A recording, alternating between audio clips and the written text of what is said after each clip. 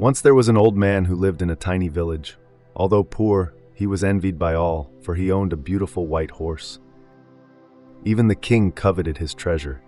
A horse like this had never been seen before. Such was its splendor, its majesty, its strength. People offered fabulous prices for the steed, but the old man always refused. "This horse is not a horse to me," he would tell them. "It is a person. How could you sell a person? He is a friend, not a possession. How could you sell a friend?" The man was poor, and the temptation was great, but he never sold the horse. One morning he found that the horse was not in the stable.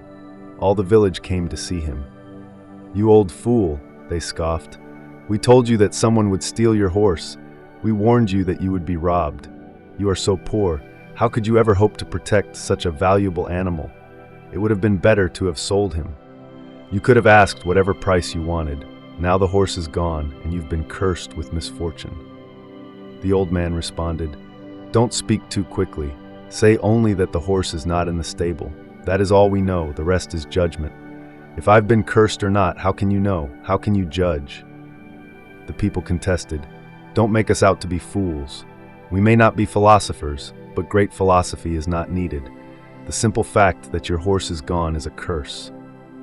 The old man spoke again. "All I know is that the stable is empty and the horse is gone. The rest I don't know. Whether it is a curse or a blessing, I can't say. All we can see is a fragment. Who can say what will come next?" The people of the village laughed. They thought that the man was mad. They had always thought he was fool. If he wasn't, he would have sold the horse and lived off the money. But instead, he was a poor woodcutter, an old man still cutting firewood and dragging it out of the forest and selling it. He lived hand to mouth in the misery of poverty. Now he had proven that he was indeed a fool. After 15 days, the horse returned. He hadn't been stolen. He had run away into the forest. Not only had he returned, but he had brought a dozen wild horses with him. Once again, the village people gathered around the woodcutter and spoke. "Old man, you were right and we were wrong. What we thought was a curse was a blessing. Please forgive us." The man responded, "Once again, you go too far. Say only that the horse is back. State only that a dozen horses returned with him, but don't judge. How do you know if this is a blessing or not? You see only a fragment. Unless you know the whole story, how can you judge? You read only one page of a book.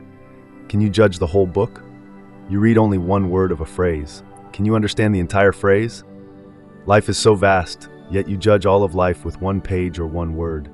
All you have is a fragment. Don't say that this is a blessing. No one knows. I am content with what I know. I am not perturbed by what I don't." "Maybe the old man is right," they said to one another. So they said little, but down deep they knew he was wrong. They knew it was a blessing. 12 wild horses had returned with one horse. With a little bit of work, the animals could be broken and trained and sold for much money. The old man had a son, an only son. The young man began to break the wild horses. After a few days, he fell from one of the horses and broke both legs. Once again, the villagers gathered around the old man and cast their judgments. "You were right," they said. "You proved you were right. The dozen horses were not a blessing. They were a curse. Your only son has broken his legs, and now in your old age you have no one to help you. Now you are poorer than ever." The old man spoke again. "You people are obsessed with judging. Don't go so far. Say only that my son broke his legs. Who knows if it is a blessing or a curse? No one knows. We only have a fragment. Life comes in fragments." Now it so happened that a few weeks later the country engaged in war against a neighboring country. All the young men of the village were required to join the army. Only the son of the old man was excluded because he was injured. Once again the people gathered around the old man, crying and screaming because their sons had been taken. There was little chance that they would return. The enemy was strong and the war would be a losing struggle. They would never see their sons again. "You were right, old man," they wept. "God knows you were right. This proves it. Your son's accident was a blessing. His legs may be broken, but at least he is with you. Our sons are gone forever."